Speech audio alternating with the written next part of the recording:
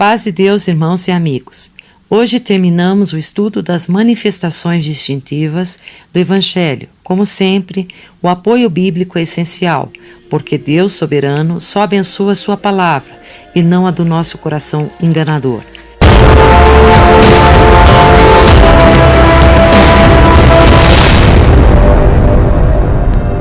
No quadro abaixo podemos ver um resumo do que vimos na parte 1 e 2 deste estudo, tanto no estudo do Evangelho do Reino, quanto no Evangelho da Superabundante Graça, onde vemos a essência da mensagem.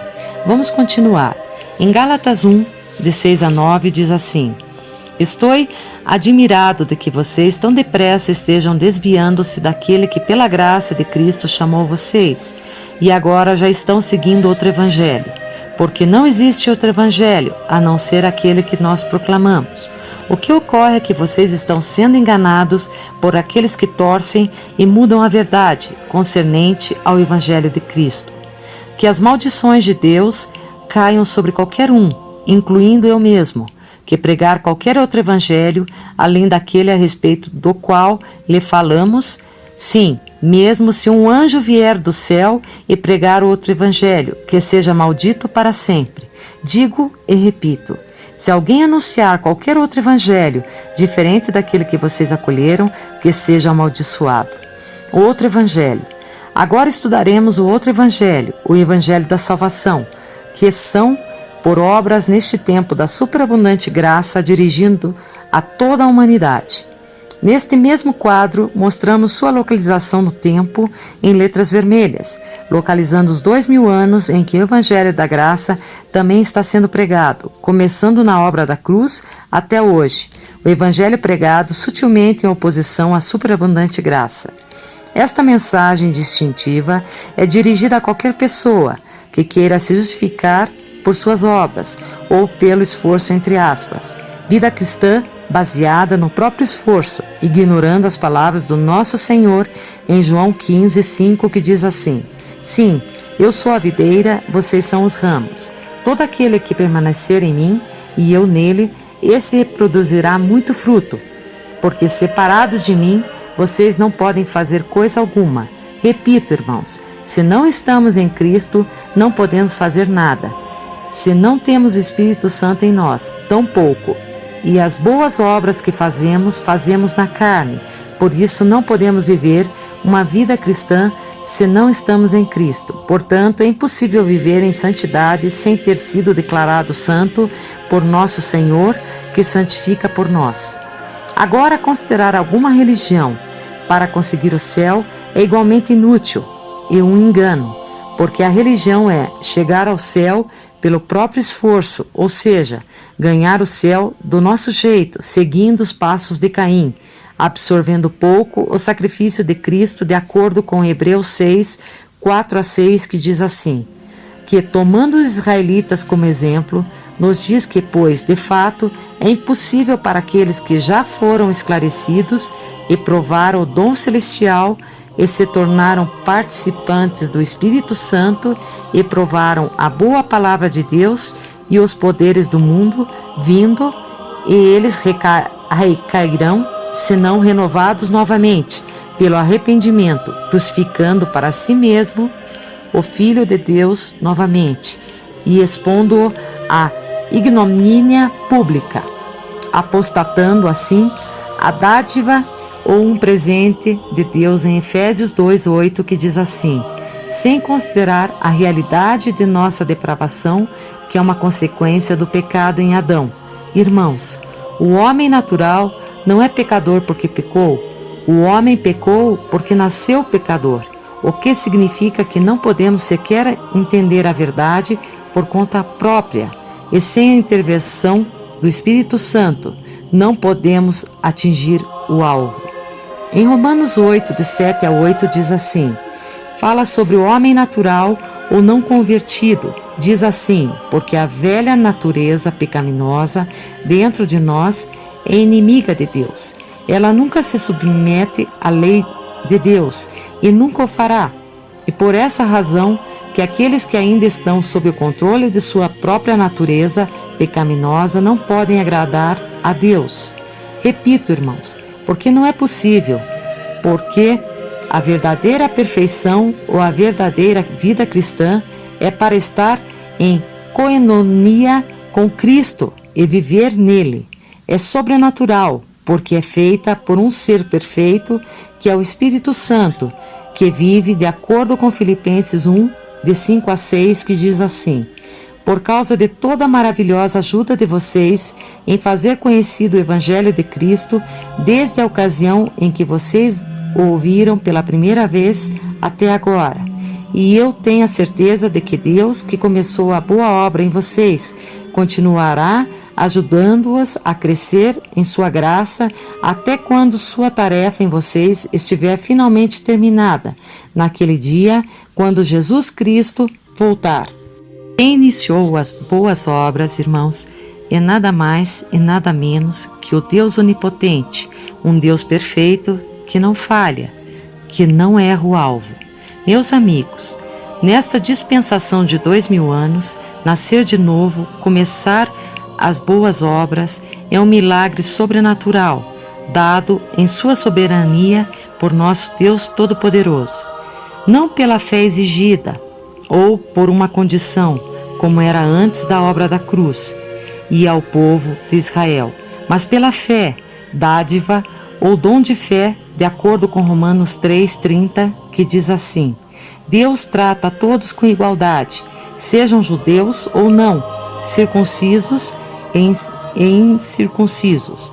Eles são justificados se tiverem fé.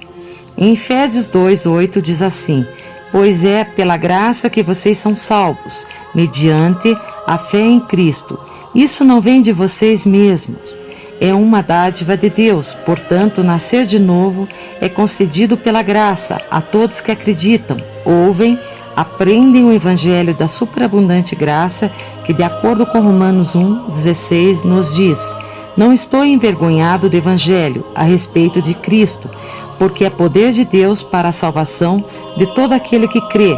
Esta mensagem foi primeiramente pregada só aos judeus, mas agora também aos gregos. Somente o Evangelho é o poder de Deus, pois a salvação não é o poder do homem. O homem é apenas um instrumento para anunciar a mensagem da graça, e o trabalho sobrenatural é do Santo Paracletos. Consequentemente, irmãos, quando um incrédulo ouve as notícias da fé, em Gálatas 3:2, que diz assim: só gostaria de saber uma coisa: vocês receberam o Espírito Santo pela tentativa de guardar as leis judaicas ou pela fé naquilo que ouviram?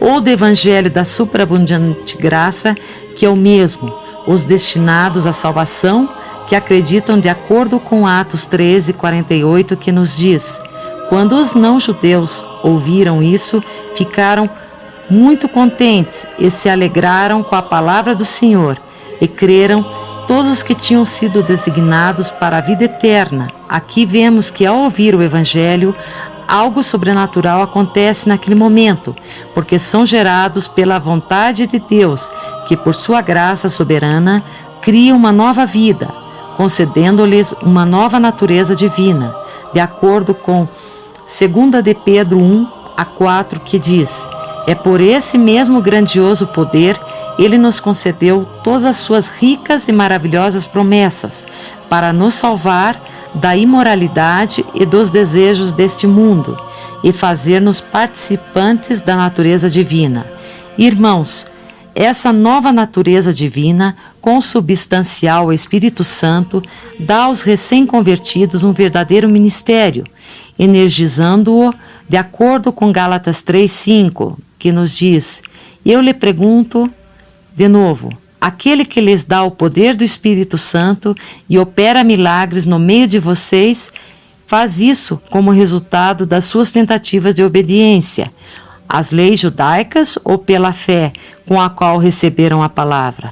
Repito, energizando o desejo e fazer a sua boa vontade, de acordo com Filipenses 2:13, que diz assim: porque Deus está operando em vocês o desejo de obedecer-lhes e a realização daquilo que Ele quer, para que andemos nas boas obras, de acordo com Efésios 2:10, que nos diz: foi o próprio Deus quem fez de nós o que somos e nos deu uma vida nova da parte de Cristo Jesus, para que realizássemos as boas obras que Ele planejou para nós há muito tempo atrás. Portanto, irmãos e amigos, não é um ter que fazer isso ou um tem que fazer aquilo, como esclarece em Colossenses 2, de 20 a 23. Já que vocês morreram com Cristo, e isto os libertou de seguirem as ideias do mundo sobre a maneira de ser salvo, fazendo o bem e obedecendo a diversos preceitos, porque, de alguma forma, continuam seguindo justamente isso, ainda presos a regras tais como não comer ou não provar ou nem mesmo tocar determinados alimentos. Tais regras são meros ensinamentos humanos, pois o alimento foi feito para ser comido e consumido. Essas regras têm aparência de sabedoria, pois prescrições desse tipo exigem uma religiosidade fingida, uma falsa humildade e uma disciplina para com o corpo. Porém, não tem efeito algum quando se trata de subjugar os maus pensamentos e desejos de uma pessoa. Repito, irmãos, não tem efeito algum quando se trata de subjugar os maus pensamentos e desejos de uma pessoa. Essa forma de pregar, de fazer essa obra ou outra obra, como ser um bom pai, ou um bom marido, ou um bom filho, ou um bom amigo, etc., antes de nascer de novo, é impossível. Não falhar em seus dízimos sem analisar que o dízimo é lei, portanto não vem da fé. E tudo o que não é da fé é pecado, de acordo com Romanos 14, 23, que diz assim: entretanto, quando alguém acha que comer alguma coisa está errado, não deve fazê-lo. Ele peca e se o fizer, pois não come com fé, e tudo que não provém de fé é pecado.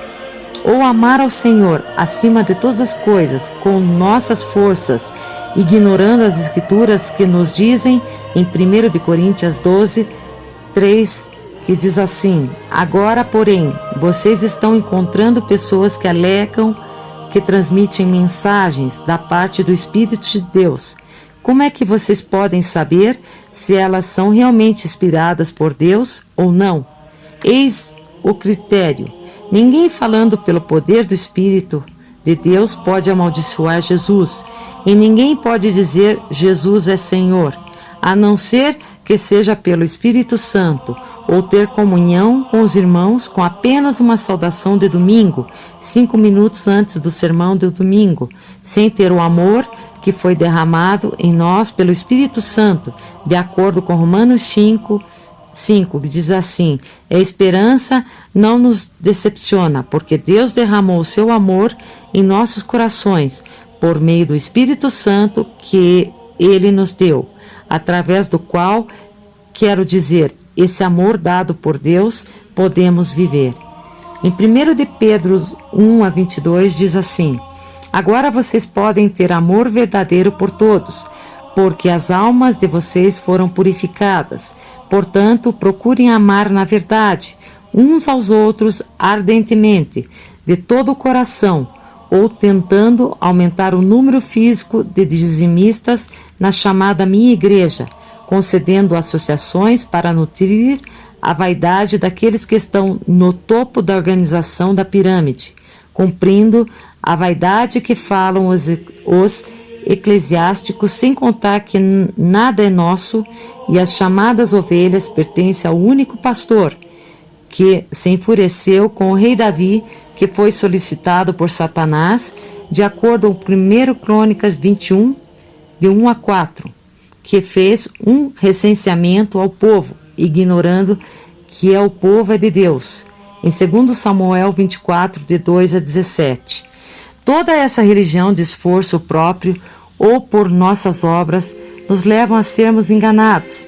Toda essa pregação de fazer ou não fazer nos leva a uma religiosidade perigosa, de acordo com Gálatas 5:4, que diz que Cristo é inútil para vocês se estão achando que podem saldar a sua dívida para com Deus pela guarda daquela lei. Vocês se privarão da graça de Deus. Aqueles que por lei tentam ser declarados justos foram retirados de Cristo. Isso também leva à frustração no ser humano, homem natural, em seu esforço para chegar ao céu. Lembro-me de quando à noite revi minha lista de coisas boas e ruins que fiz durante o dia e respondi a mim mesma: hoje eu fiz apenas 3 coisas ruins ou pecados. Estou bem. No dia seguinte fiz 2 e dormi feliz, porque já estava no céu. Mas depois de alguns dias as coisas ruins excederam minhas expectativas e novamente eu estava no inferno e por isso passei por uma vida frustrada, indo para o inferno e para o céu e vice-versa. Como se eu, um ser infinito, tivesse o poder de me justificar diante de um Deus infinito ou de pagar uma dívida impossível de pagar, mas que foi cancelada pelo mesmo Deus na cruz. Em seguida, tentei fazer o que os outros fazem, ou seja, as tradições litúrgicas, porque, de acordo com o que a maioria faz, deve estar bem e se encaixar com os homens, como se minha salvação dependesse do homem, sem analisar a única voz viva, que é a Bíblia, onde a revelação é completa e entende que, de acordo com João 17:19, diz assim: nosso Redentor Jesus Cristo ora e diz no momento que ele seria executado por nossos pecados: eu me santifico em favor deles, para que também eles sejam santificados pela verdade.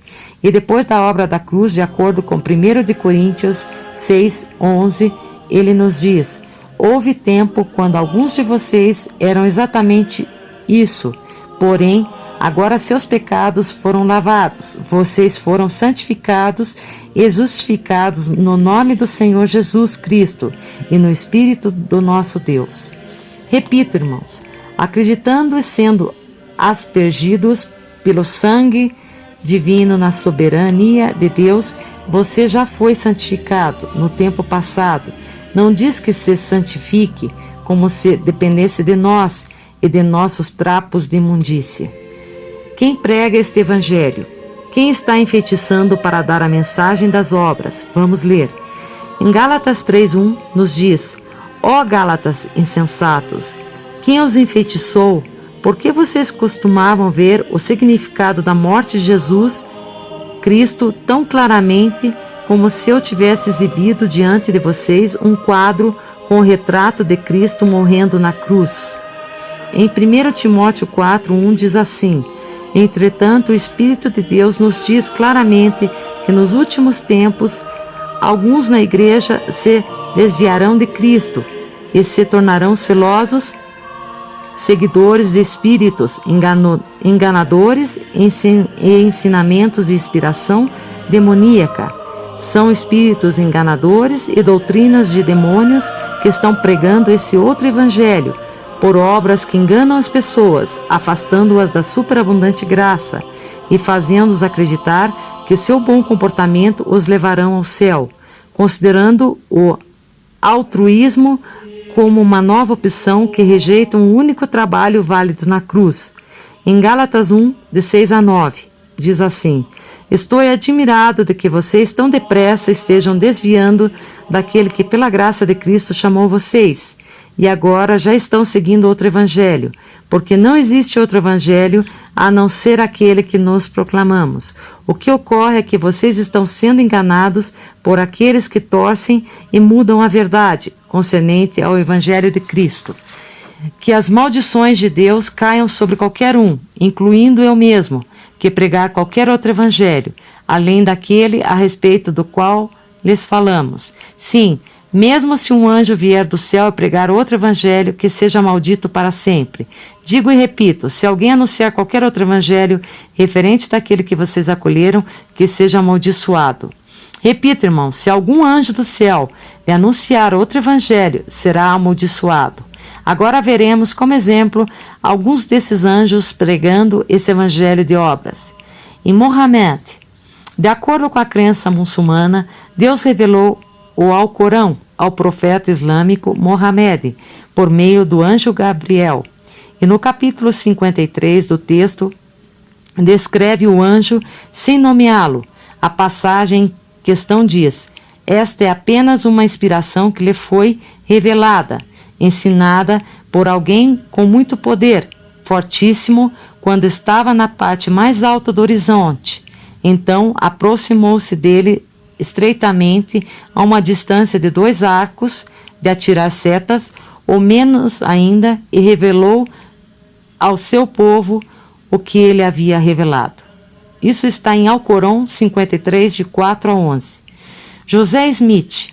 Em 21 de setembro de 1823, aos 18 anos, Smith proclamou que o anjo Moroni havia aparecido para ele e que lhe haviam sido informados que ele era o escolhido para traduzir o livro de Mormon, composto pelos escritos de povos antigos que haviam sido escritos em placas de ouro pelos profetas americanos e compilado por Mormon, pai de Moroni, há mais de 1400 anos atrás.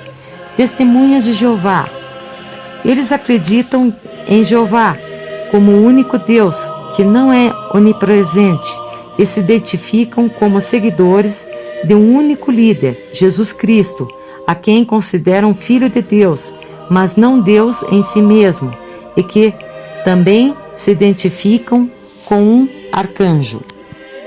Helena White, adventista do 7º dia, disse: os anjos de Deus visitaram repetidamente o homem escolhido, Miller, e orientaram seu entendimento para entender as profecias que sempre foram reveladas ao povo de Deus em primeiros escritos.